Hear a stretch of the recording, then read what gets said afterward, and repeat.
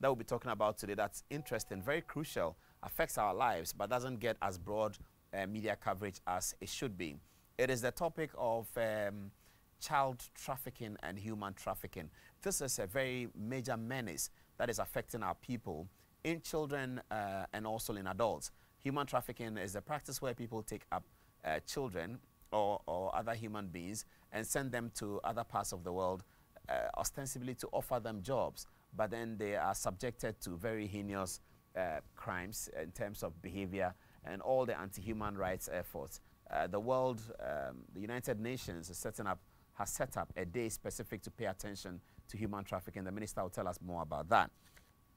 But we'll be talking to Madam Otchere as well for her transition from National Women's Organizer of the New Patriotic Party, the very vociferous and the very brutal National Women's Organizer of the New Patriotic Party, now to become mother of many at the Gender Ministry, where she's supposed to take care of the socially underprivileged, the physically challenged, and also offer protection to persons who have a potential of being abused by the society, like in human trafficking. She'll be joining us for that in a bit. But we cannot take our eyes off what happened in Parliament yesterday. And yesterday, the Electoral Commissioner, Madame Charlotte Osei, and her deputies were before Parliament, where she answered questions about financing, about including a certain amount of money in the annual budget of the Electoral Commission. What we found from what happened in Parliament, as we compared to what she told us a year ago in the studio, also drives home the point that probably something very terrible had happened at the Electoral Commission that had occasioned such bad blood between Charlotte Osei and her deputies, because we asked her questions about she herself and her deputies, and questions about her work. And the chorus that she sang to us sometime last year was that they were working as a team, they work in unison. Yesterday, she sang a completely different chorus to Parliament. We have put the two videos together for you to have a look, among other things that she told us. But have a look at this very contrasting view or contrasting expressions of Madame Charlotte Osei to make you feel sad that something really terrible had happened at the Electoral Commission. Here is the first one, which she told us a year ago here in the studio, about the nature of work at the Commission. I don't think I have personally advocated any position that was wholly mine. Mm-hmm. I chair a commission. I'm not a sole commissioner. There's 7 of us in terms of taking the big strategic and policy decisions. And so when I speak, I'm articulating the position of the commission and not a personal position. Mr. Chair, I'm not the entire commission. There are other people who work on these things. I'm speaking for myself as chair.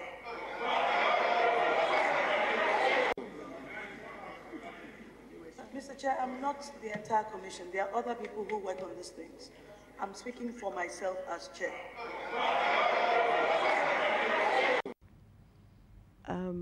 I don't think I have personally advocated any position that was wholly mine. Mm-hmm. I chair a commission. I'm not a sole commissioner. There's 7 of us in terms of taking the big strategic and policy decisions. And so when I speak, I'm articulating the position of the commission and not a personal position. Mr. Chair, I'm not the entire commission. There are other people who work on these things. I'm speaking for myself as chair.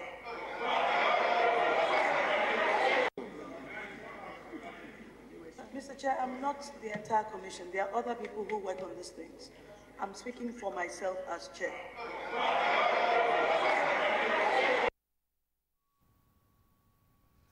Does that not make you feel very sad? I mean, something really, really bad had happened at the commission to occasion such a very sharp contrast of Madame Charlotte Osei's presentation. When you heard her voice yesterday, you could tell that she was definitely under pressure, and she probably is not a very happy person these days. We all hope that the matter can be resolved, or decisions will be taken that will help build a new electoral commission. People have taken sides in the matter, but we have not taken a side yet. But what we know is that it's sad for everyone. This is something that should make everyone nervous about what happened at the Electoral Commission, to change the position that she gave, to say that she's speaking for herself only.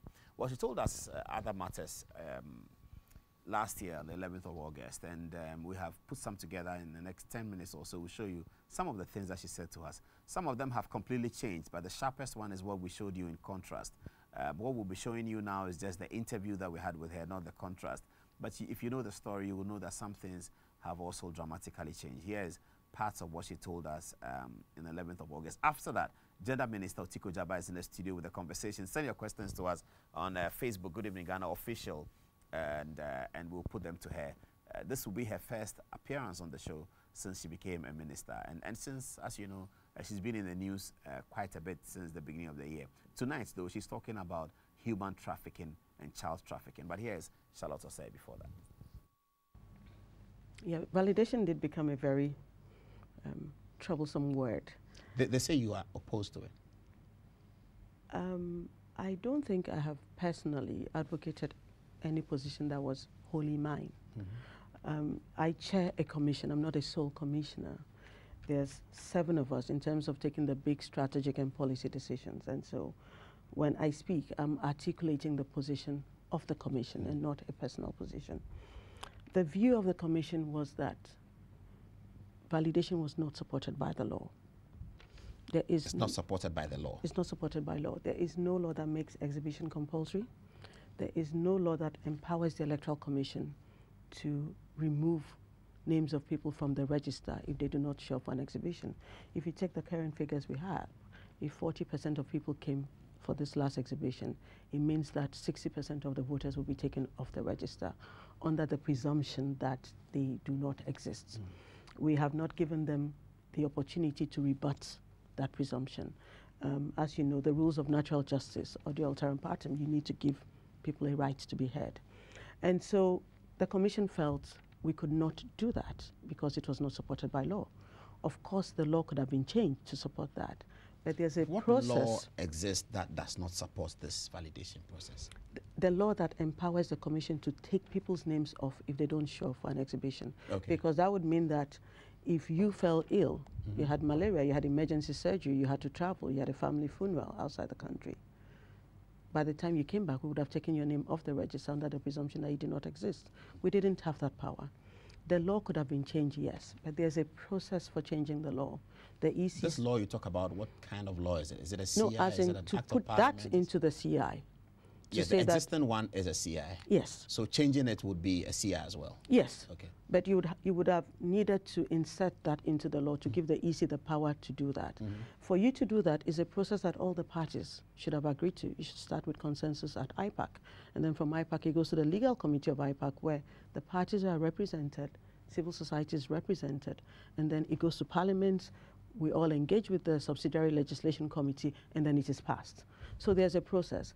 The Electoral Commission has to enforce the law. Not the law as we would want it. Not the law as political parties want it, but the law as the law is. And we have a lot of independence in the Constitution. But did this conversation about validation start within the IPAC no, or it did at not. your desk, and where did it end? It didn't start? The first time we heard, actually, it was from radio, I think.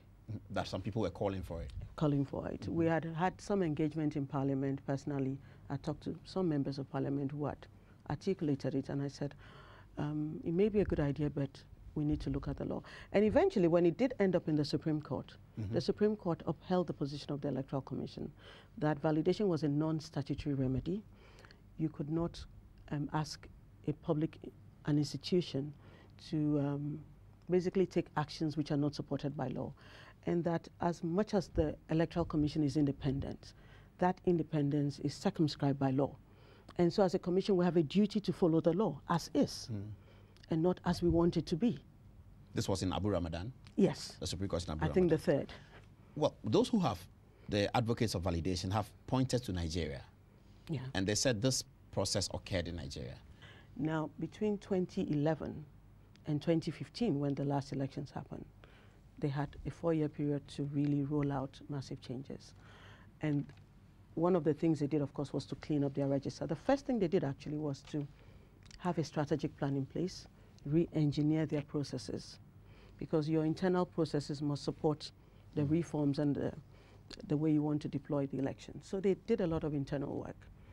When it came to their register, what they did was deduplication. Deduplication? Deduplication. What's that? Deduplication, when you have a biometric register, is a process where you use the automatic fingerprint identification system to run through that database. So any fingerprints that appear more than once, okay, will be taken off automatically. Will be taken. Well, in Ghana, I don't know how they did it in theirs, but in Ghana, we would go through an adjudication process which involves political parties and civil society and make a determination. NHIS card registrants, big issue, a lot of hula baloo, and you told the Supreme Court you only had 56,000. Some people said it was 4 million. The journalists who saw the bags that went to the Supreme Court said that there were so many and mighty that it should be millions. Most Ghanaians were surprised at your 56,000. Where did you get that from? I was surprised. You were? I was at this 56 because... You were expecting more? I was expecting more. Why were you expecting more? Because of all the rhetoric that had happened around it. Nobody had ever checked, mind you, because the information was not available on the database. It was only available on the actual Forms 1A that were filled when people went to register. Now, those forms had a column for NID, National Identity Number. Yes. So it was a manual physical process. Yeah, but you were dealing with 14 million forms. Thereabouts. So they did that. In 5 days? Yes, but you know, it's in over 200 offices. Okay. It's not all in one location. So they did that, and then they were asked to send all the lists and the forms, the actual forms, to their regional offices, where again they sat through the night and basically checked it. And then the forms and the list compiled at the regional levels were forwarded to head office, where again we had a team in the big IPAC room going through it and just checking it. And so we compiled the lists and we sent it to the Supreme Court. Is it possible that there are still some in there that your people didn't find? It's possible. It was a human process. How do you feel about being criticized by the opposition? They think that you want to rig the election for President Mahama and the NDC. How have you felt about that? And what assurances can you give to a Ghanaian who is not a member of the NPP, not a member of the NDC, that Charlotte Osei will not or cannot rig the election? I think the assurance should go to all Ghanaians, not just to, we can't exclude people who are members of the NDC or the NPP. The challenge is that criticisms by themselves are not bad. I think for all of us, we need criticisms to improve upon whatever we're doing. The problem is with unfounded allegations, you know, comments that are without basis. Some are just malicious, some are mischievous. So if you put out, for instance, that I have run for office. As a member of parliament, yes, I saw that. Exactly. When I've never actually been a member of a political party, then that is troubling, because you are seeking to attack the credibility of the institution. When it comes to Charlotte Osei rigging the elections, it's important that we focus on the process and not the person. I believe we should have a process that is so strong that regardless of how malevolent Charlotte Osei wants to be, she should not be able to rig the elections. And that's precisely the kind of process we have. We'll come to that for you to walk us through the details of the process. So basically it is so you want to build the process and the systems such that it's not even possible for anyone, as you said, malevolent, to rig the election. Have you built that process now? Would you say you have? We have a really, really credible process. And what's the difference between what we have now and what we had in 2012? Any 3 or 4 major differences that will tell us that, yes, we are in a different place? We have improved the system. We're rolling out 27 electoral reforms. 27? Yes. But even as of 2012, compared to other countries, we have a very good system. We have a high level of mistrust, and we tend to focus on persons. And so Charlotte Osei has been appointed, and she's coming to install a president. But it's just not possible under the system, because for Charlotte Osei to do that, she has to get the support and active involvement of her 6 co-commissioners, her 10 regional directors, the 200+ district electoral officers, the 275 returning officers, and their 2 assistants. And then when you get to the polling station, for this year's elections, there's going to be 145,000 people working at the polling stations. Charlotte Osei has to make those people all decide to toe one line. Well, but you are the final decision maker, not them. I will explain why I'm not the final decision maker. And then you are likely to have over 500,000 agents for candidates and parties, and then 2 counting agents per candidate at the collation centers. All these people must actively be working and changing the documents for Charlotte Osei to rig the elections. So I need to convince 500,000 plus people to skew the system in favor of one person. I haven't figured out how to do that yet.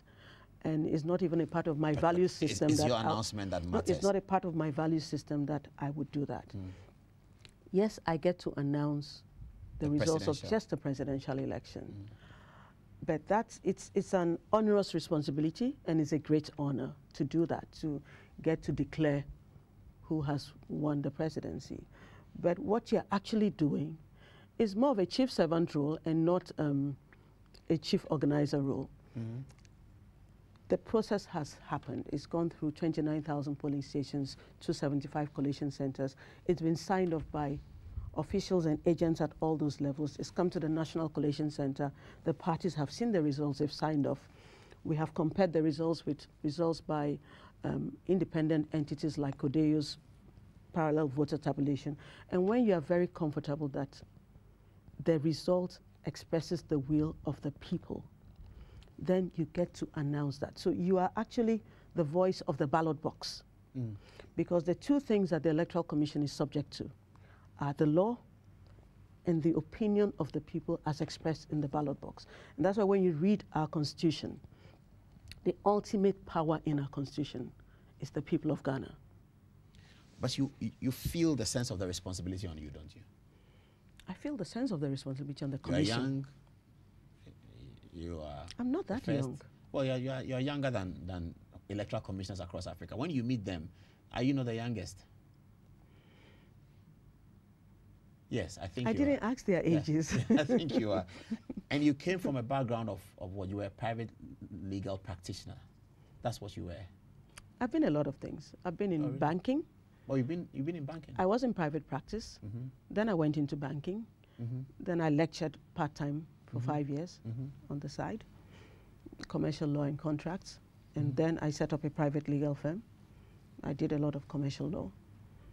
And then I came into public service when I was appointed to the NCC. So you were kind of wealthy before you got into public? I wouldn't describe myself as wealthy. From what you're saying, and you were a WEF World Economic Forum winner, isn't it, of that award? You were one of the few Ghanaians who have been there. I have spoken at WEF Africa platforms, yes. But you were wealthy before? I'm not wealthy. Is your salary good? Could be better. I'm sure like you think about yours as well. Are you earning 40,000 cedis a month, for instance? The old 400 million? No, I'm not. Don't you think, if you were talking about reforms, that the salary of the kind of job that you do should be really good? That so is that you taken cannot up be bribed. By the, well, why would anyone bribe me, really? Oh, yeah, because I want to do well in the election or something. But I can't help you in the elections process. You're better off bribing the 145,000 officials and the agents of the other candidates than bribing me. It's totally redundant. Would you vote? Would you exercise your right to vote on voting day? Because we've been talking about this symbolism of impartiality of the referee in such a tense mistrust, as you put it, kind of atmosphere. Would you vote? First, I will not be voting on election day like you. I'll be voting on the special voting. Special voting. So would you vote? No, I would not. You will not vote? No. Why? Because I don't want to. You and don't it's want to not vote? Compulsory. Yeah, it's not compulsory. You don't want to vote? No. Should I vote? Yes, you should. I should vote? As a former chair of the NCC, I strongly urge you to vote. But you won't vote? It's a special privilege. But you won't vote? No, I won't. Who should I vote for? Oh, that is entirely up to you. But I would say that do not vote vote based on issues and based on where you want to see this country go and who you think can take this country to where you want this country to go. I've been watching that interview that you just watched with Madam Otiko Jaba, and when I asked Charlotte to say who I should vote for, she said it's an unfair question. Good evening, madam. Good evening, Paul. How are you doing? By the grace of God, It's been 6 months into the new administration. Has it been tough? Has it been good? Has it been pleasurable? It's been all of them. Mm. Yes. It's, first of all, it's exciting that the New Patriotic Party won. That's what I fought for, and the President, Nana Addo Dankwa Akufo-Addo, for him to be the President of Ghana. For me, it's the perfect miracle. And the votes and the margins by which he won are like the ice cream. So the euphoria of it, because of the joy, it was unimaginable. Then the opportunity to serve our people as a minister, it's, for me, it's not a job. It's something that is what I've always done as a rural development worker. To be asked to come to the Ministry of Gender to serve the people has always been my course in life. Working in from Kokroko to Tumu, to make a difference in people's lives. That's the best place for me to be, and that's actually why I went into politics. For me, I always say I'm not a politician, it's a means to an end. For me, that end is the opportunity to help to make a difference in the lives of very vulnerable people, people who are marginalized, people who are discriminated against. And so I'm excited and grateful to God for that opportunity to be able to fulfill that burning passion and desire to make a difference in the lives of our people. And the hard work is because the numbers are voluminous. The suffering of our people are extensive. You can't imagine it. And that's why we have all these different social interventions and social protection assistance for the people of this country. And so I sometimes get to the house by 11 p.m. On a good day, 9. I have to wake up very early by 2, 3 a.m. to catch up with my emails and God knows all the other things. If you don't sleep enough, that's not healthy. Well, that is part of what you have to do when you serve the people of Ghana. And I have a lot. One of the things that disturbs me is my inability to answer the phone calls like I used to. Because you have to attend launches, you have to represent Ghana outside the country, we started a familiarization tour, going to the Upper West, Upper East to the Volta. So I have 7 regions left to attend. Day in, day out, you get letters and invitations to attend various programs. And then you have your own office activities. There are meetings to conduct. Foreign emissaries are coming in. We went to meet the President of Malta recently. Tomorrow she's going to visit the children's home. I have to be there. And so it's like 24 hours are not enough. But what keeps me going is that I think that every minute must count. For as long as I'm alive, I'm in that office, I want to put a smile on the faces of the people that I'm there to serve. Let me ask you one thing before, so that I don't forget. This office was created by President Kufuor's administration. It was called the Ministry for Women and Children. Your immediate predecessor, Nana Oyelitha, was instrumental in rechristening the ministry to gender and social protection. Children and social protection. Was it a better way to re-characterize the ministry, social protection? Well, it started from the National Council of Women's Development. And then, as you rightly said, President Kufuor, under him, it was changed to the Ministry of Women and Children. And of course, when we are talking about the Sustainable Development Goals and Ghana signing to them and the myriad of problems of the vulnerable, it made sense to bring social protection in addition. Who are the most vulnerable? It's women and children. And so issues of gender as well, because you can have persons who are disabled who are male. You can have male people who are now being, you know, initially in Ghana, it was a taboo for men to say that a woman has hit them or attacked them in terms of violence. But increasingly, there are lots of reports indicating that women are also being violent against men. There are men who are not employed, men who are discriminated against for one reason or the other. And so the gender covers it, as well as the children and the social protection. So personally, I don't have a problem with it. It makes it easier to handle. Tonight, though, we're here to talk about child and human trafficking. Just one more question, political question, before we get to that. When we put up the information that you were coming tonight, people wanted to know, wanted us to ask you how you have transitioned from a brutal women's organizer. Was I brutal? To a minister whose role really is a mother to people who are underprivileged. How have you transitioned? They will be the best judges of that.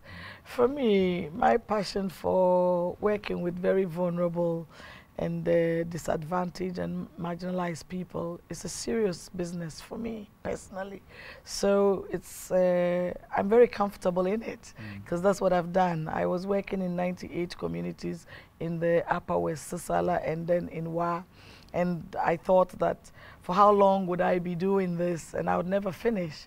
So the opportunity to come into politics, to be a minister, gives me the opportunity to go nationwide, to help to develop policies and laws, to help to implement them and ensure that everywhere in Ghana we can reach out to people who are disadvantaged or marginalized, who are discriminated against. So I don't see myself, I never saw myself as a brutal women's organizer. I think that I took the machinery of women's and the movement to another level to indicate to the people of Ghana that a woman can just be as participatory, as effective and efficient as a man. That's why I made it an effort to move around, bring on board all the different groups of women, build their capacity, personally actually going out there to demonstrate that women are capable. And I think I'm one of the most capable women organizers in Ghana and most successful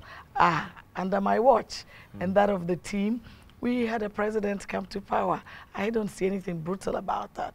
I see that as an effective way that we can portray women. I want to see that more women get into parliament. I want to see more women in leadership. I want to see more women as comparative partners of development. I want to see men respecting women and women respecting women. And I want to see children being respected and recognized for their contribution to their own development and that of Ghana, to see that we reduce abuses in children. I want to see that persons who are not able, persons of disability, we don't look at their inability, but their ability. So my shopping list is huge, and I am very, very prepared for that with the support of the media and the various stakeholders. It's not possible to do this alone. I have a very able staff, fortunately, who are very hardworking. I'd like to use this opportunity to thank them. I've met the various traditional rulers in the Upper East, Upper West, in the Volta, as well as in Central Region. And I'm going to continue with that because we need to work with the traditional leaders to eradicate the negative perceptions that we have. So it's the beginning of a journey for me in terms of this point in my life, and Ghana 60 years on. I'm 55 now. Oh, the aged are also a serious 55. Business, yes. I see. Concern of mine. You look younger than that. Well, that is the blessing of God.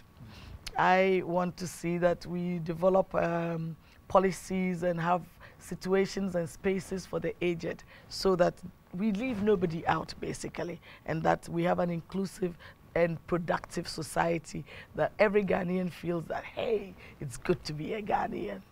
I don't build houses. In my ministry, we build people. It's 21 minutes to the top of the hour, 9 o'clock. This is Good Evening Ghana, and we are live here on Metro TV, and we are talking to Madam Otiko Jaba. We have to show you a short documentary about human trafficking. Some of the information and the narrative will shock you, and this is a topic that the media doesn't, we in the media, do not often give wide coverage to it, but it's so critical, especially for people in underdeveloped countries, or as we say these days, developing countries like Ghana. We'll show you that video. But Madam, later on in the interview, I've been asked by many people to ask you about LGBT. What's that? LGBT is lesbians, gays, bisexual, and transgender. As a group of people who struck a lot of controversy within the context of African conversations. We'll talk about that much later. But let's see this video about human trafficking. It was supplied to us by the PR department of the Ministry of Gender. Have a look.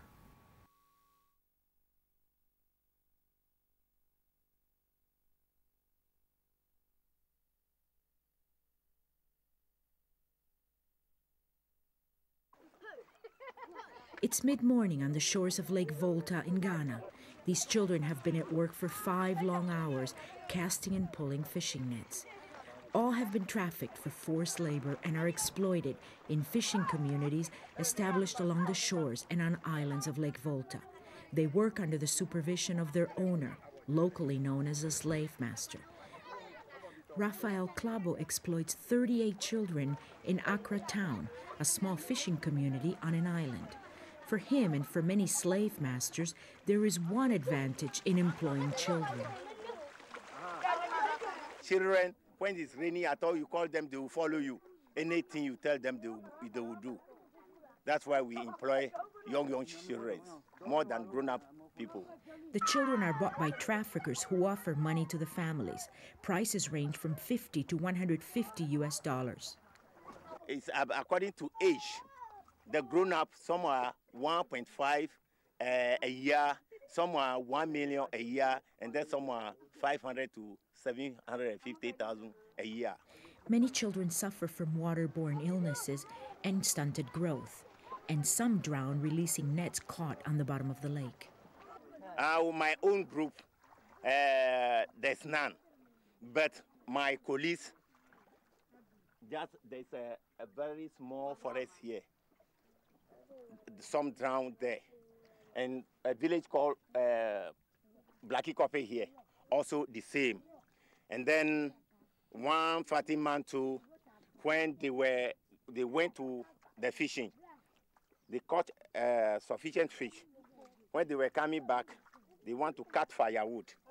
So a big tree fall on him and knock him into the water, then he died.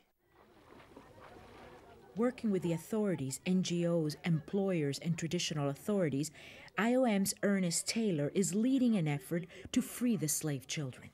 Counseling, training, and equipment will soon be made available to fishermen in exchange for the release of the children. Failing that, the children will remain marooned on the island with no hope of escape. They have no choice because some of them don't know where they come from, and if they escape, where are they going to? So it's difficult. In order to identify slave children and trace their families, IOM staff are carrying out interviews with the employers and the children. So far, 814 slave children and 136 slave masters have been interviewed. This is crucial if the children are to be reunited with their families.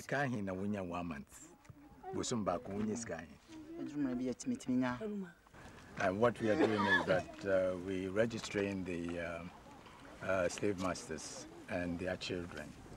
The purpose is to give us a lead to reach the parents of the children. In a country where traditional authorities still yield power, getting the support of paramount chiefs and elders is crucial in getting the slave masters to release the children.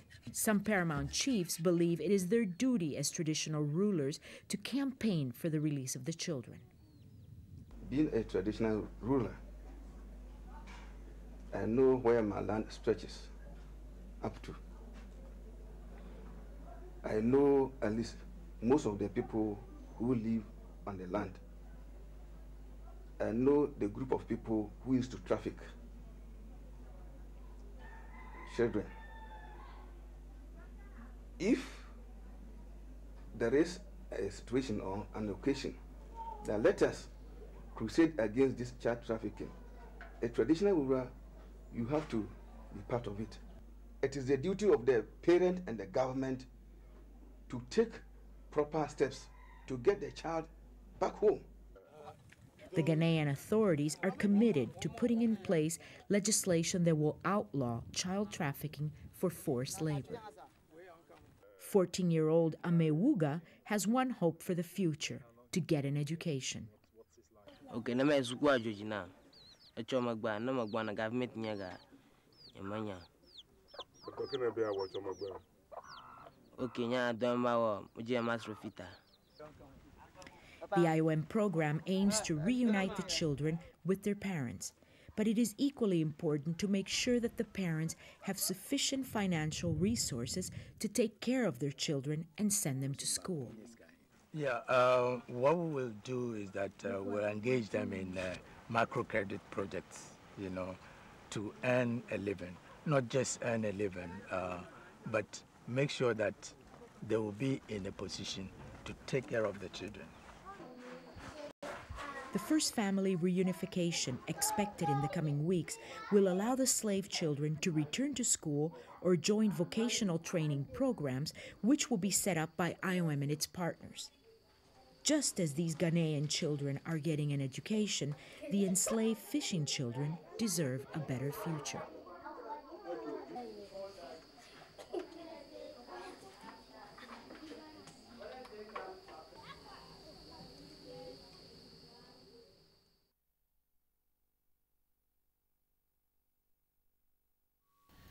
Thank you very much. That was shocking, wasn't it? So you asked the video to be conducted for you? Who is IOM? International Organization of Migration. We have the ILO as well, International Labour Organization, and then the IJM, International Justice Mission. These are NGOs that have been working in this area for a long time. So people go and buy the children, pay for it? Yes. So they go to parents who can take care of the children? Basically. So in rural Ghana? Yeah, human trafficking is largely caused by poverty. People feel that they cannot afford to take care of the children or their biological children. And so if you send, maybe your parents are dead and somebody else, an auntie or somebody is taking care of you, they might send you off. Sometimes they sell them for a pittance like 20 Ghana or 100 Ghana or 1,000 Ghana, depends. And then they use that money to take care of the ones who are at home. Sometimes they feel that they have too many mouths to feed. And because it's cheaper, as the guy was saying, that human labor would cost more, and human labor might not be as responsive as the children. Because, adult labor. Yeah, exactly. And so it's a modern day slavery, really. And they usually have the communities where they reside move into the other communities away from home. And because sometimes they're as young as 4 years or 6 years, they don't even know how to get back home. And cost of transportation to even get home is a problem. And they are not in school. Most of them are not in school. Do they brutalize them when they go to work? Of course. Because if you don't do what they want, the slave masters, the fishermen, they'll beat you up. Or if it's in the cocoa areas or farming areas, these things are a form of migration. And we had one report when children were rescued not too long ago, when we did the health screening for them. We found that one child had broken bones because of the impact of them diving into the water to untangle the nets from the motors. They use them because the fingers of the children are tiny. So they have broken bones, their fingers can be cut off, they can drown. And then sometimes they starve them as a punishment for them to be obedient. The girls are made to marry early, they get involved in teenage pregnancy. Some of the children have bilharzia. One report, the child had a hole in heart and all sorts of other ailments. So it's hazardous to their health. It is a so terrible... the children that we saw in the video, do you now have control over them?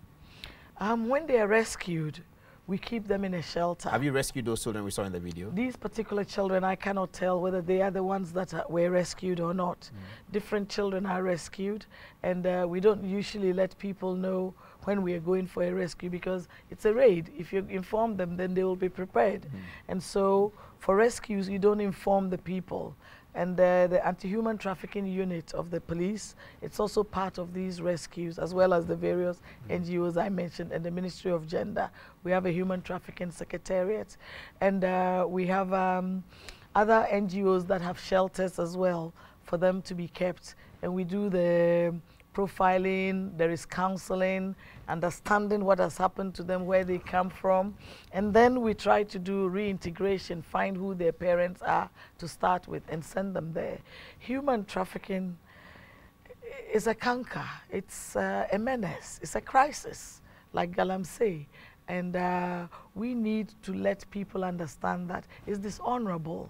Ghana is independent. Why would you enslave young people because you don't want to afford or find part of the trade adult labor? Part of the trade happens within the geographic area of Ghana, from one part to another part. Yes. Or yes, within. Yes. Do they travel abroad sometimes? Do they take them abroad? That's when they are sending them outside, of course. That's outside of Ghana migration, whereby a lot of the young people are from the very poor areas, like the northern region, the upper east and the upper west, around Greater Accra, also the central region and the Volta, and Bro and Hafo as well, sources, centers that they come through the airports or the borders of Ghana, and largely they go to the Saudi Arabian countries, Qatar, Kuwait, Saudi Arabia itself, Libya as well.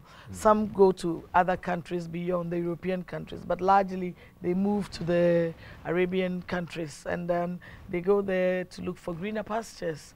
And just like the child human trafficking or the adult human trafficking in Ghana, they are lured. The perpetrators promise that, oh, we'll send your child to school, or we're going to get them a better life, we're going to give them better opportunities, only for them to find that they're going to be domestic house helps or servants, and they end up being abused sexually and physically, sometimes even for their body parts. Or they are maltreated, abused, and they don't get to eat. They take their passports away from them. They are not treated properly. There is no honor, there's no dignity in how they are treated. And that's a worry for Ghana, because these are sons and daughters who could contribute to the development of themselves, their families in Ghana. And that is where the Ministry of Gender comes in. We have developed a national plan of action that we have validated, and now we have outdoored, and we are rolling it out to ensure that we educate people to look out for the prevention of it to start with. Look at how we can protect our children.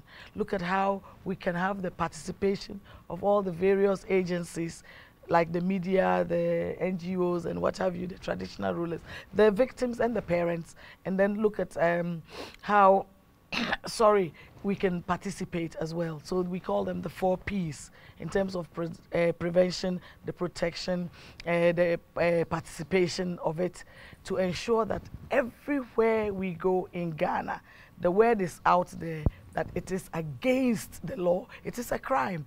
Maximum sentence. On that one, somebody is sends a message years. to us and says that, good evening, I kindly ask the minister the implementation stage and extent of the Child Protection Compact Partnership between the Government of Ghana and the United States on child trafficking, signed on the 18th of March 2015. Also ask of the extent of the human trafficking regulations.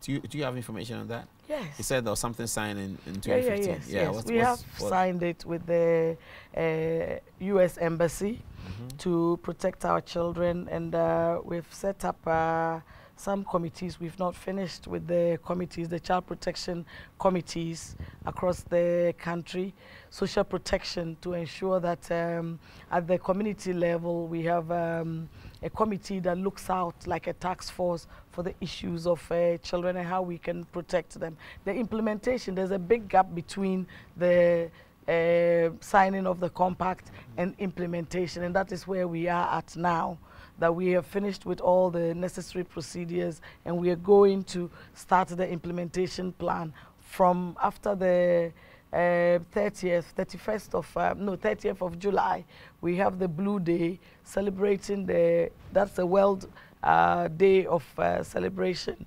against human trafficking.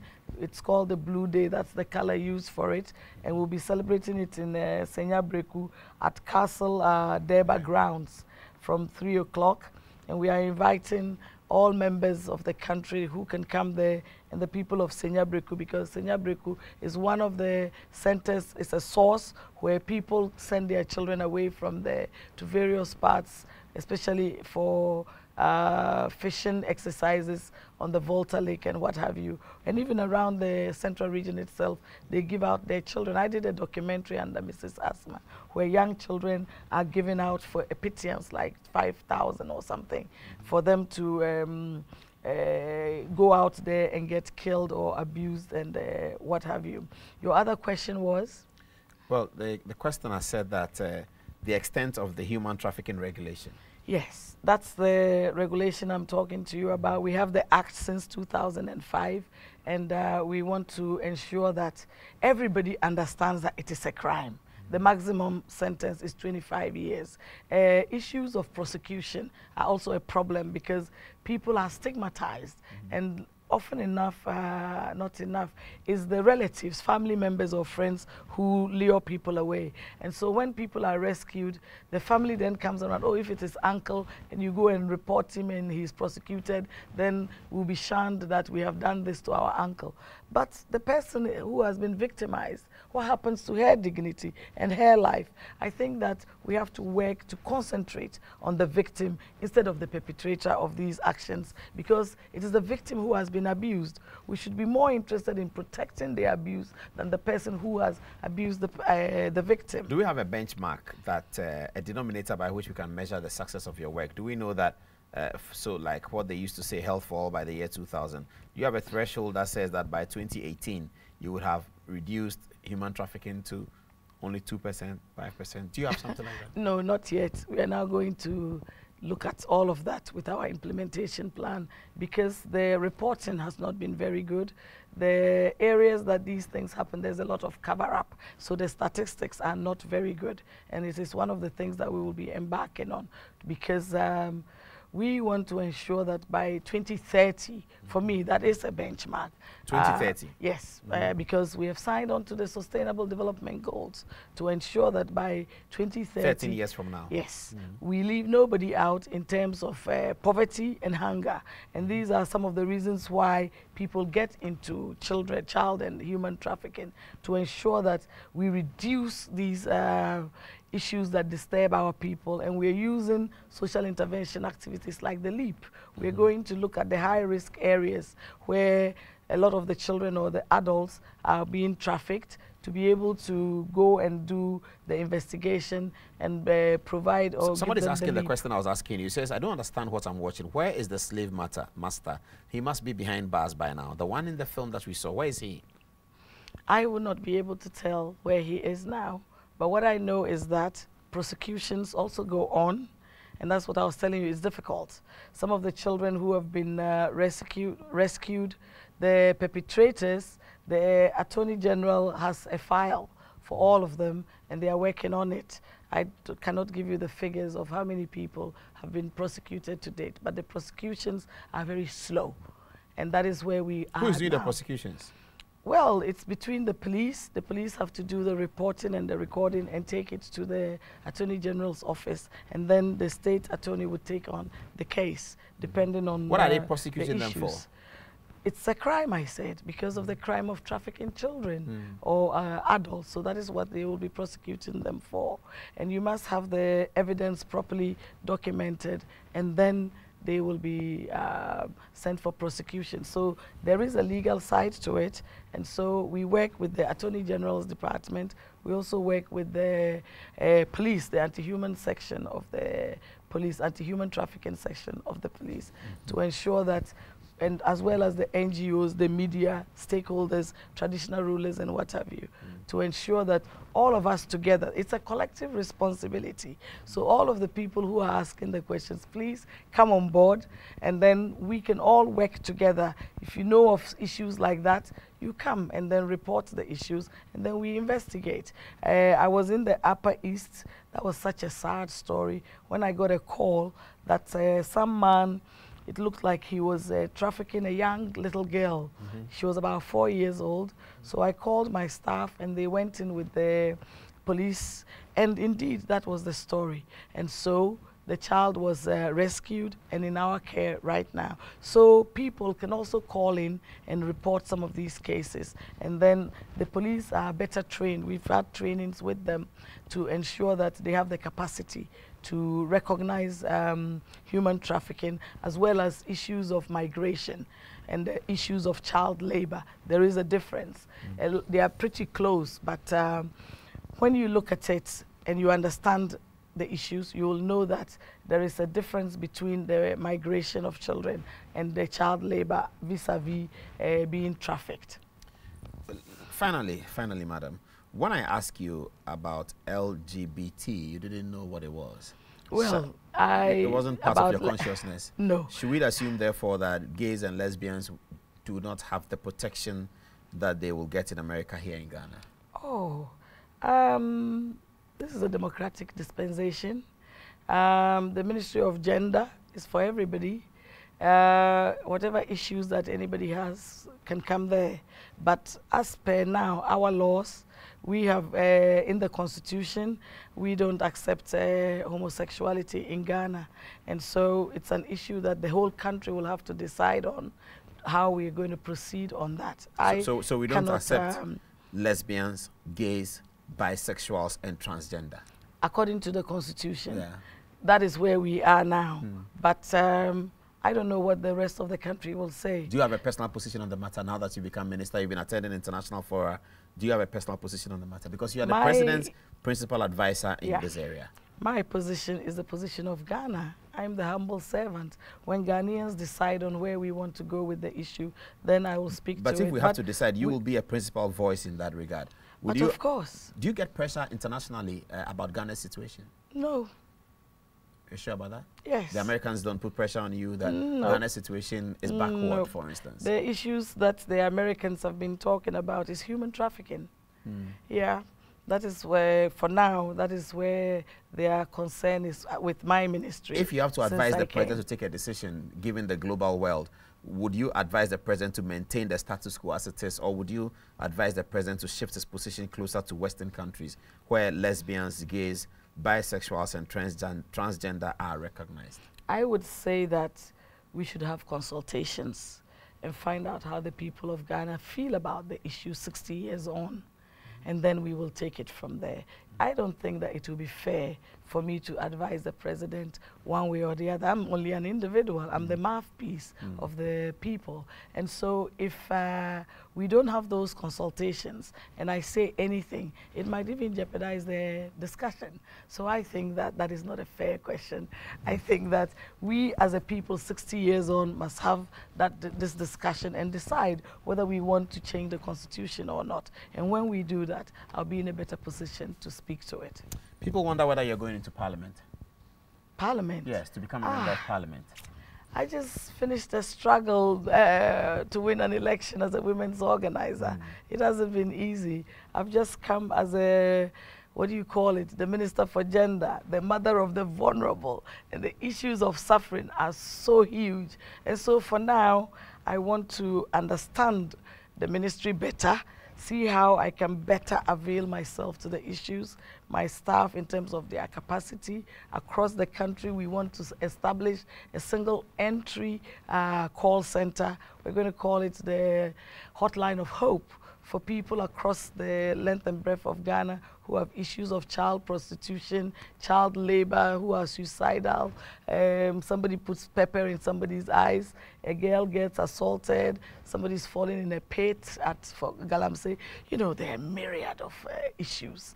I need to be able to understand them, look at the laws. Are they updated, or do they need to be updated or not?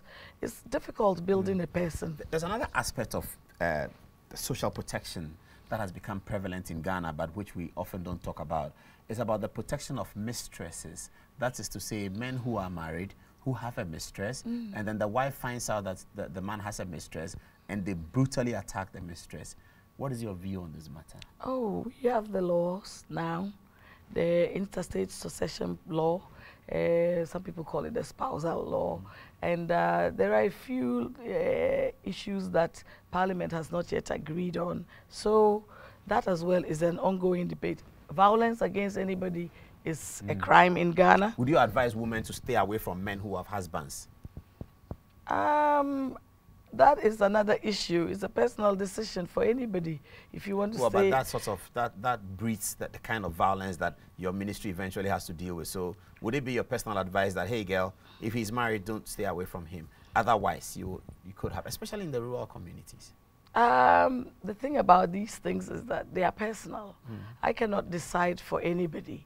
But the violence part, I would say, please stay away from it, because it's a crime. Don't perpetrate violence. No.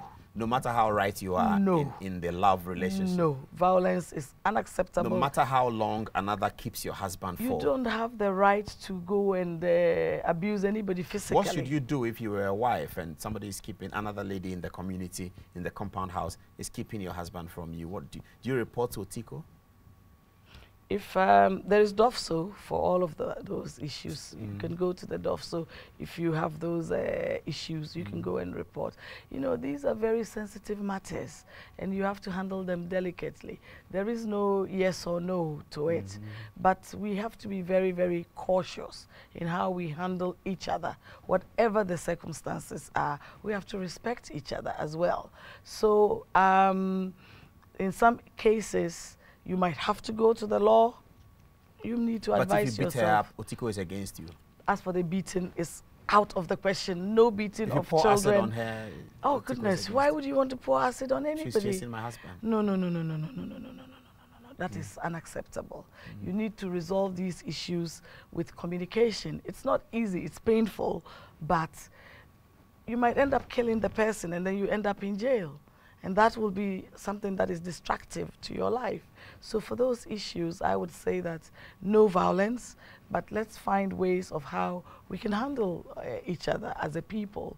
I would not be able to say that go and pour acid in anybody. It is against the law. Go and slap somebody. It is against the law. Violence against children, against animals, against human beings, for me, is a no-go. Would you advise men to stay with their wives? Oh yes, why not? And not take up extramarital Well, affairs. if you are in a monogamous relationship, some people are polygamous. So what do you say to that? This is a country that accepts both. And so it depends on the person, what they want to do.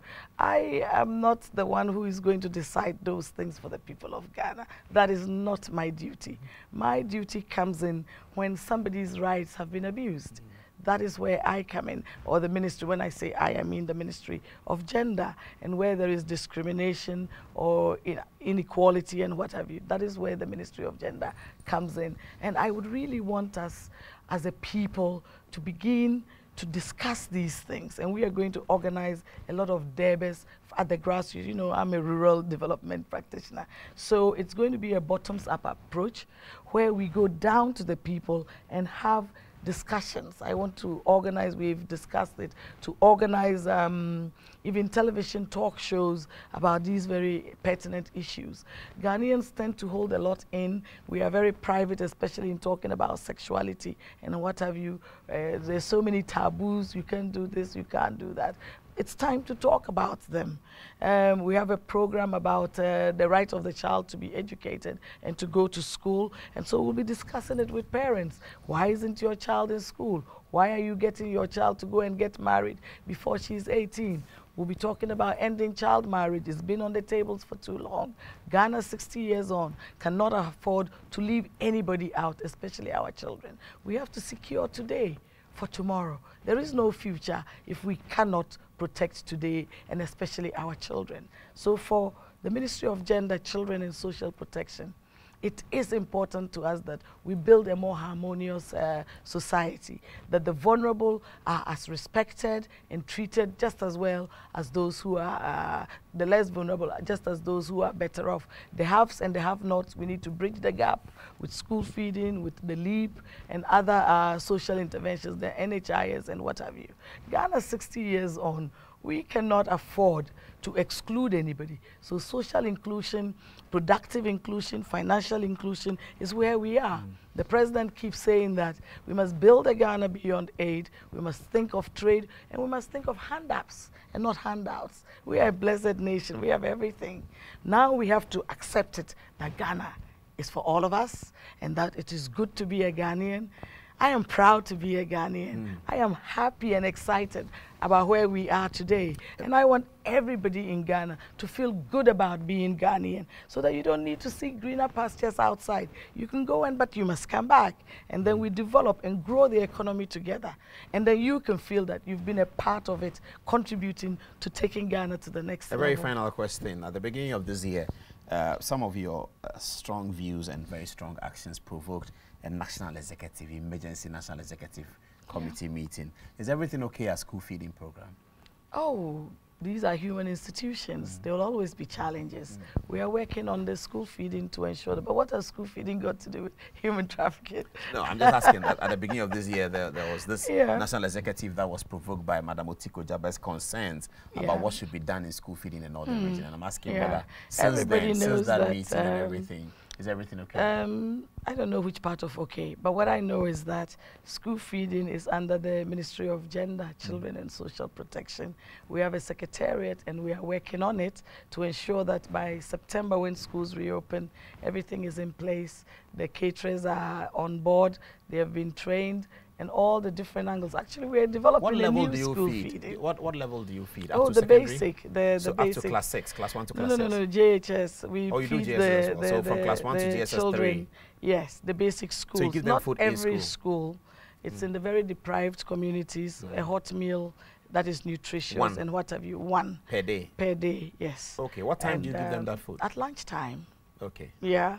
And so they must have their own breakfast and then come at lunchtime. Yes, that is it. And it's a good diet. It's a balanced diet. Oh, it's supposed to be a balanced diet. Unfortunately, the amounts are very low. It's 80 pesos per child. So sometimes it's difficult to less than 1 cedi per child. Yes. But how do you create a balanced diet with 80 pesos? The way they work the magic. Or you have farms that feed you directly. Because we have the numbers. If you have more children, it means what you are buying will be, or what you are making, it will be lower your cost. Of scale. Exactly. So usually it's pre-financed by the caterers, and then we buy the food and we supply it to them from the farmers or from imports or what have you. This time around, we want to work with the local farmers because part of school feeding, the whole idea of it to start with was to open markets and reduce hunger and poverty in the farmer. So we want to encourage buying the foods from the farmers directly. We want to empower the women so that they're able to better manage their financial activities. And we also want to ensure that the food is better prepared in hygienic circumstances. We were supposed to have kitchens and dining rooms as part of the plan. That has not happened yet. So we want to meet with private partners. I think we're having the meeting on the 2nd of August to see how we can work together to provide the necessary facilities for the children by September and beyond. And so I just want to tell everybody that they should calm down. School feeding is going to be there for the women to give them jobs and then to give the farmers also jobs and the children food to eat, and to increase consumption. And so for the Ministry of Gender, Children and Social Protection, every social intervention is very critical. School feeding takes a majority of our budget, 255 million, 200 of it is for school feeding. It has been in arrears, and we are talking with Ministry of Finance, and we're also looking at bringing in donors. Currently, it's totally supported by government. And so we want to make it more efficient and effective, because when you do school feeding and the leap, you grow the economy because you increase consumption. People have more money, or they don't need to buy food for the child, so that money will be used for something else. With the leap, when they get the cash grant, then they can buy more food, clothes, or what have you. And so we want to create a new Ghana. It's not going to be easy, but I would just ask that the people that we work with, the people who benefit from us, should be patient and tolerant, and also wherever there are problems, they should report it, so that we can create an enabling environment for growth for everybody, so that we can include everybody, and Ghana will be better off, basically. I wish that I could wave a magic wand and we'll have school feeding in every school, and every extreme poor person will be leapt out of poverty. But Rome was not built in a day. It's a journey.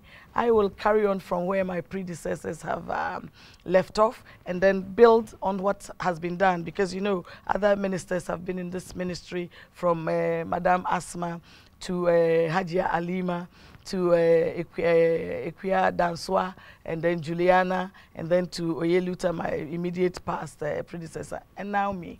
So I'm going to add on to what has gone on already, and I would like the help of all Ghanaians to bear with us and to help us to get it right. Okay. Absolutely here. Thank you, madam. Thank you. It's a pleasure talking to you. Yeah. And we wish you a very good weekend on celebrating the Blue Day. The Blue Day. That's the World Day for against human trafficking. Blue Day commemoration. The theme is Stakeholders Unite to End Human Trafficking. Take action now. And that was Good Evening Ghana. Thanks for watching. I hope you enjoyed it. And for those of you who watch on Facebook, thanks for watching from all over the world. I got your message. The guy watching from Zambia. Sorry about that. I didn't remember your name, but I got your message from Zambia. Thank you very much for watching. Good night.